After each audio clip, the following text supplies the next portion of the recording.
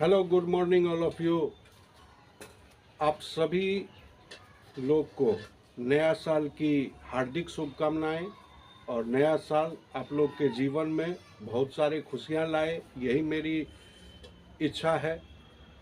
और आइए आप लोग के लिए कुछ व्याकरण लेके आए हैं, तो क्या बच्चों आप लोग व्याकरण पढ़िएगा? हाँ सर, आज हम लोग को व्याकरण आप लोग पढ़ाइए। व्याकरण में भाषा और लिपि के बारे में समझाइए। तो क्या आप लोग भाषा पढ़िएगा? तो चलिए आप लोग को भाषा पढ़ाते हैं। हम लोग जानते हैं भाषा को ही इंग्लिश में कहते हैं लैंग्वेज, ठीक है। भाषा के 3 रूप, ठीक है। पहला मौखिक,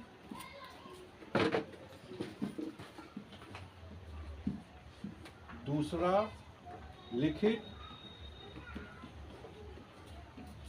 और तीसरा सांकेतिक।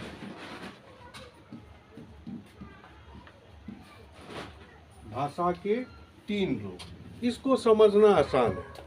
जैसे मौखिक, मौखिक मतलब मुंह से जो हम बोलते हैं उसे मौखिक कहते हैं। लिखित जो लिख के बताते हैं वो लिखित हो जाता है। और सांकेतिक जो इशारा से, जैसे आप लोग घर में कभी कोई इशारा, मम्मी या पापा इशारा करके चुप कर, ऐसे, इसका क्या मतलब हुआ? चुप हो जाओ।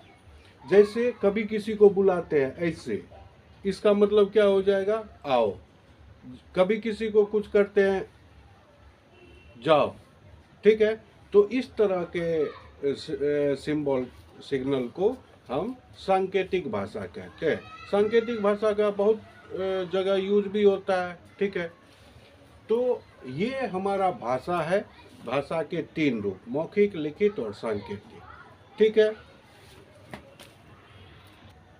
अब भाषा में ही आता है मातृभाषा, ठीक है। मातृभाषा किसको कहते हैं?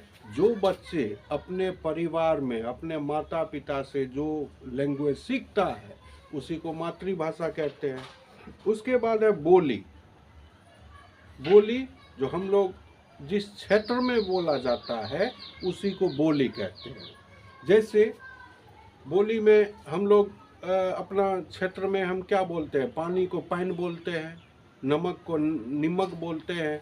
तो ये सभी जो भाषा है इसी को हम लोग बोली कहते हैं। और उसके बाद है राष्ट्रभाषा।